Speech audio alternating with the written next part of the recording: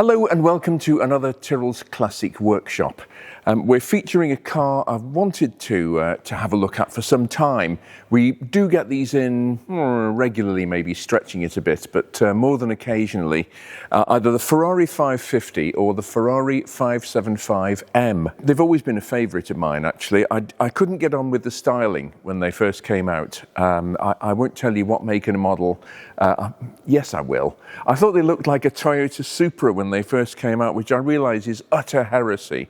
But I can hopefully redeem myself slightly by saying that I actually think the shape has aged beautifully, and I think they're just a really good-looking car now. But what a machine this is. Ferrari abandoned the front-engine rear-wheel drive V12 GT car in the early mid-70s. 1973, they stopped making the wonderful Daytona, another of my favourites, and they went on to the brave new world of the flat 12 mid-engined car, the Boxer, the Ferrari Boxer 365.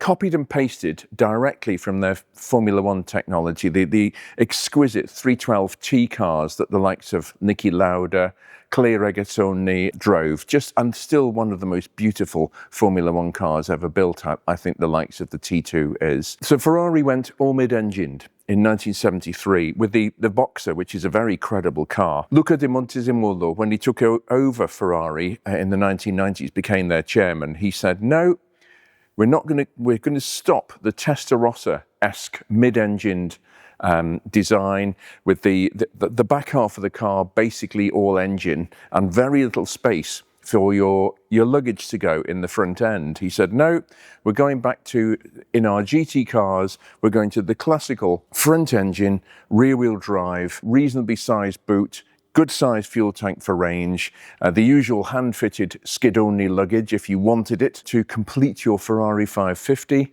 and know that everything would fit. That was the way that he guided the company, I would say, with considerable success. So their supercar became a V12 front semi-mid-engined car and a masterpiece. He won his customer base over. The 550 was phenomenally successful. I've had some memorable drives in Ferrari 550s in the south of Spain when they first came out, more of that later. And then the 575 came along in the early noughties with 5% more power, up to just over 500 brake horsepower, but importantly, more torque as well. The 550 and the 575, when you mash the throttle on them, when you open up the taps, the effect, no matter what the revs are, is torque, torque, torque. It's not all top end, this engine. It's got big lungs, just like the Daytona had in the early 1970s. You drive a Daytona now and it still feels invincible. It's got that air of absolute authority and power. Very different to a hypercar. Hypercars can be amazing, thrilling. They can give you a headache, like a Chiron on acceleration. It's a different concept. This is just a serious, everyday usable road car. The 575, this is well known that most of them, the vast majority, in fact, I think 90%, were the brave new world of the F1 paddle-shifted gearbox as well, which is basically a manual gearbox with mechatronic actuators, which are part mechanical, part electronic, controlling everything. And you end up with a clutch and gearbox changing mechanism, which is electronically managed. Again, coming from their Ferrari F1 technology, because that's what the racing cars had. The first car to have the F1 gearbox, as it was called, was the 355. Then the 360, again, the vast majority of those were paddle shift because it's easier. You don't have to manage with a clutch in heavy traffic, or even if you don't want to use a clutch at all. They're just so much more user-friendly in that respect. But of course, purists like manual transmissions. But anyway, I'm getting ahead of myself a bit. The 550s were all manual. Then the 575 came along. The market had changed. People couldn't be bothered using a clutch anymore. So 90% of them had the manual automatic gearbox, the mechatronic gearbox, but 10% slipped through the net. Of the roughly 2,500 of them made, the manuals constituted about 10%, and they are the ones that people want now. Again, things have turned, and people actually want manual gearboxes, the purists, because it just provides a more a more engaging and visceral driving experience. There are actually people who are converting these back to manual. It's funny how things change, isn't it? They're converting them back to the manual gearboxes that a fortunate few left the factory with. The other thing to note about this engine is that, pretty sure, first of all in the 456, Ferrari started doing some trickery with the firing orders in the engines. It's confused a bit by the fact that they actually altered the numerical system for the ignition timing on the engine and the valve timing as well. But nevertheless, they've done something to give the engine that torque that I'm talking about in the 456 first of all, and then right through to this, another V12 engine Ferraris. And you can tell the difference because in a traditional V12, it was two banks of 6 cylinders sort of joined together really.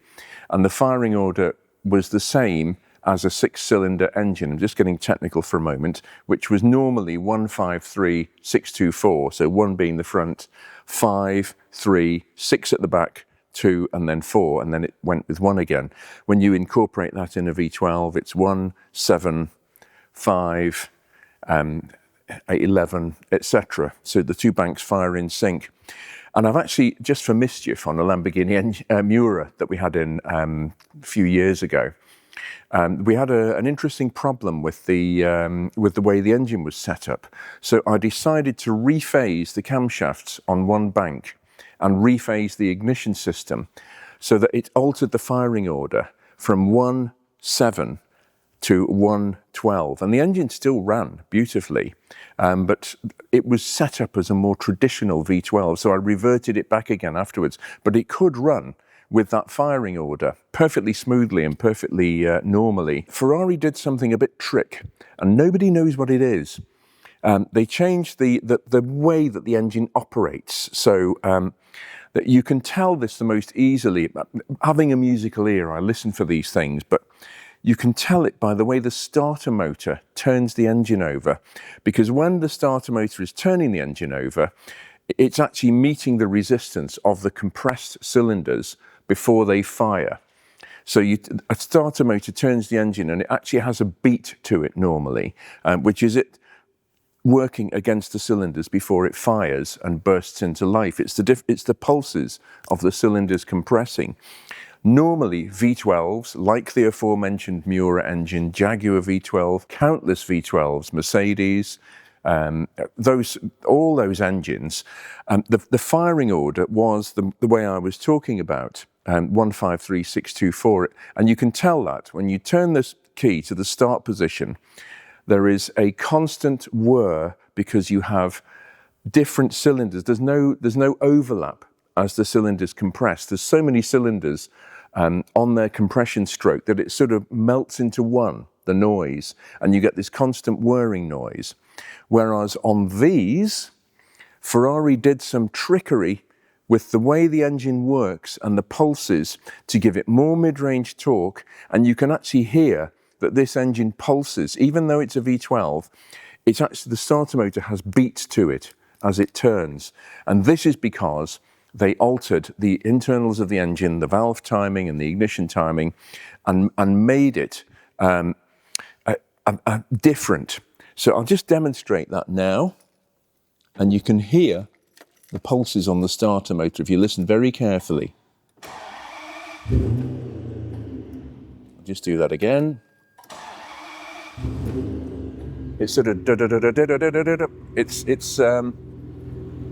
It's not a consistent smooth noise, and for demonstration purposes, I'm actually going to start a conventionally wired V12, and you can hear the difference. This is a definite pulsing.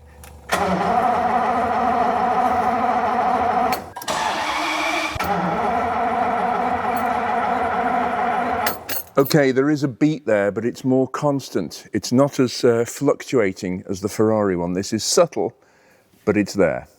It's clever engineering. I mean, Ferrari knew V12 engines as well as anybody on earth. They'd been making them since 1947, 1948. So it's one of the many things that makes this car a great car. Now, this particular car is one of the automatic cars. It's coming up for auction at Hampson Auctions, and it's done 12,000 miles from new only. It's had very little restoration work because it didn't need it. This is in amazing condition. This is a 2003 car, so it's by some stunning mathematics. It's 22 years old. Can you believe that? The original 550 was launched in 1996, I think, which is nearly 30 years ago. Oh, where did that go? This particular example is a beautiful example. It's just in superb condition. As you'd expect for 12,000 careful miles, it suffers with the usual things that 550s suffer from. Nothing serious, but just the leather on the dashboard shrinks in UV light. Because the leather is stretched in the factory, they stretch it to get the most out of the leather. It shrinks back, and you can see on the top of the instrument binnacle and the airbag lid. The other thing is that the controls have got that sticky Ferrari feel of this era. But I mean, these are easily rectified. They're easily fixed. Okay, you might have to do some surgery on the dashboard if you choose to fix it properly. But I mean, I've seen this happen on Lamborghini Diablos. Also, this is not just on this car. The sticky switchgear, there are lots of specialists who fix that now. Here's the really interesting bit. This car is estimated at £65,000 to £75,000 hammer price. That is a steal. We know the market's gone down, but a 12,000 mile Ferrari 575M in generally excellent condition. That's as cheap as chips comparatively. I know it's still a lot of money, but 550s were selling for well north of £100,000 2 or 3 years ago. So yeah, a lot of car for the money. The interior, the original Magnolia interior, almost inevitably, is in superb condition. As I say, it needs some tidying up, but what a lot of car for the money. So it's just in for a bit of a check over. It opens possibilities up for a lot of people. And these cars are rapid. This is a 200 mile an hour plus car. And it's got the road holding, it's got the brakes, it's got the credentials to back that up too. What a lot of car for that amount of money. Yeah, I give you the Ferrari 575M.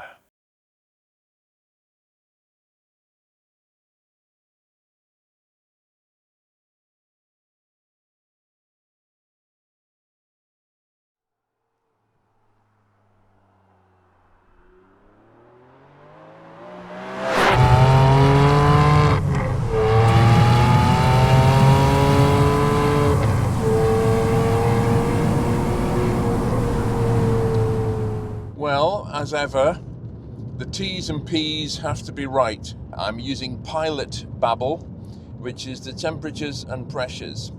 The oil pressure, I would hope, would be there right from the start and would calm down as it thins out and the engine warms up. We've got coolant temperature and we've got oil temperature now.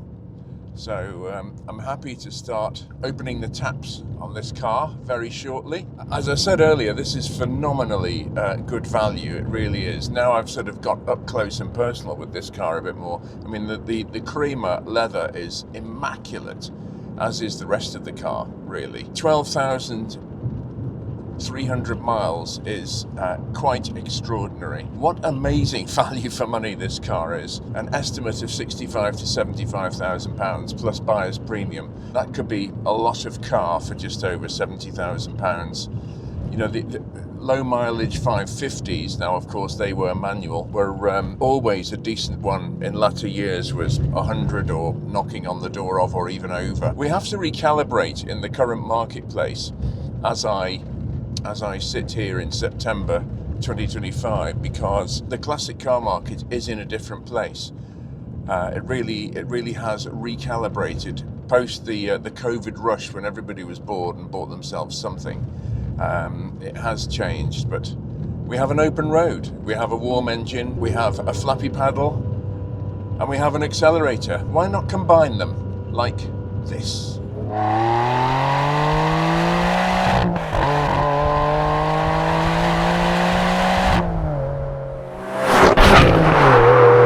That'll do.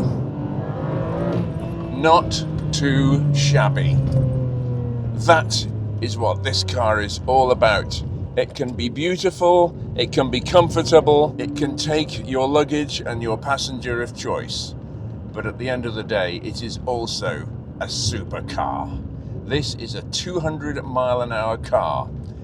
I know everywhere you look these days, because of social media, we seem to have 200-mile-an-hour cars. But it's easy to be blasé about these things. This is still a potent machine. I suspect this has got a non-standard exhaust on it, because it is a little more boomy than usual, but just slightly. And the standard exhaust is very, very quiet, actually. I did have a 550 in years ago with a 2B exhaust, and that was very loud.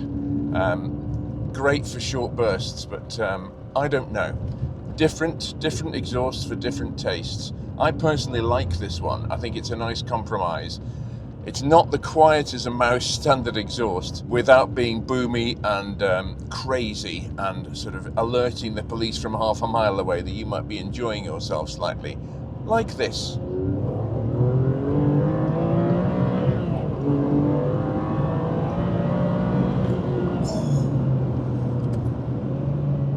So quick.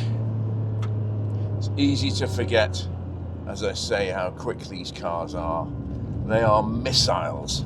I remember years ago in the late 90s when the 550, which is almost an identical car, came out. A friend of mine, Alan, was in the Ferrari Owners Club of Andalusia, and I sort of ended up being their technical advisor, if you like. And Ferrari sent, I think there were 6 550s, because there were all sorts of interesting people in the club at that time, or within the social sphere. Sean Connery, Dolph Lundgren, and Tony Daly, who had the opera singer who had a restaurant on the Golden Mile in Marbella. There was this little clique which we temporarily tapped into in the Ferrari Owners Club. 6 550s appeared at an event, and we all had a chance to enjoy ourselves in them. And we were doing some serious speeds in these cars. We took them to Jerez Grand Prix circuit. One of the cars wasn't running properly, and the gentleman who was driving it said to me, "Can you please take it on the track? It seems to be missing going round corners." And I thought, well, that's either fuel surge or something, but the tank was almost full. I got to the first bend and, driving pretty spiritedly, and realised that the traction control was on. So I just went, flicked the switch, and had 2 or 3 laps of pure bliss. And got it back to the pits and said, yes, I've found the problem. Those were great days. They really were. The road from Marbella to Ronda, the Ronda Road as we called it, was spectacular. Sheer drops. It was wacky races. We were all racing each other. There was Daytonas, 355s, a 328 GTS driven by an ex-Hollywood stunt driver. They were great days. And this car takes me straight back there. It really does. Just a wonderful machine. It's intoxicating and addictive.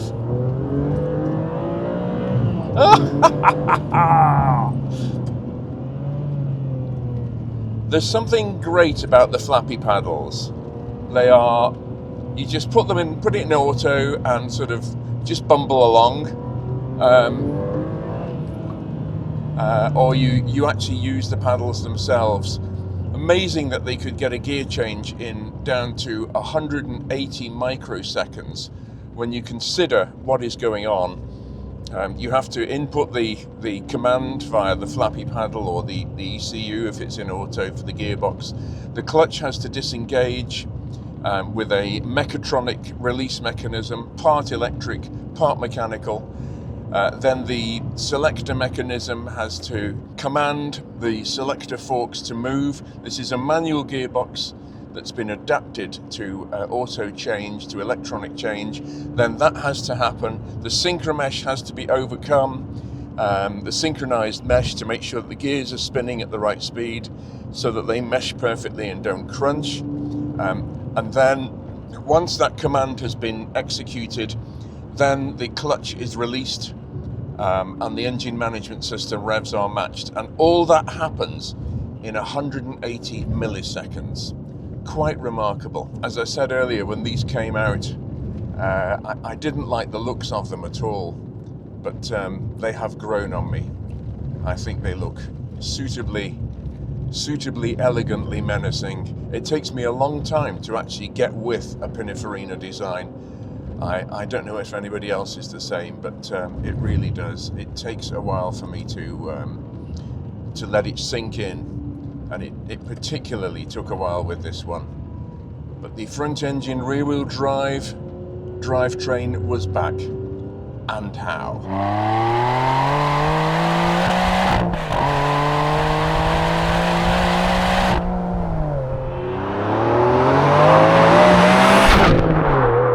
Well, one thing that's always interested me about the 550 and the 575 in particular, don't ask me why, the exhaust system is obviously much longer on this car than it is on mid-engined Ferraris such as the Testarossa. But I've always noticed that the exhaust systems on these, with thermal expansion, actually that the tailpipes move out from the bodywork when they get warm. When the car's been on a hot run, the whole exhaust, due to thermal expansion from the manifold, the headers back, the whole thing expands and stretches. So I can tell by looking normally at a 550 or 575 whether the car is hot or cold and how hard it's been driven or not. I'll actually take a photograph of these hot and cold so you can see the difference. It's quite marked, actually, and just an amusing little curio. So that concludes another Tyrrell's Classic Workshop video. Hope you've enjoyed it, and we'll be back with something else very soon.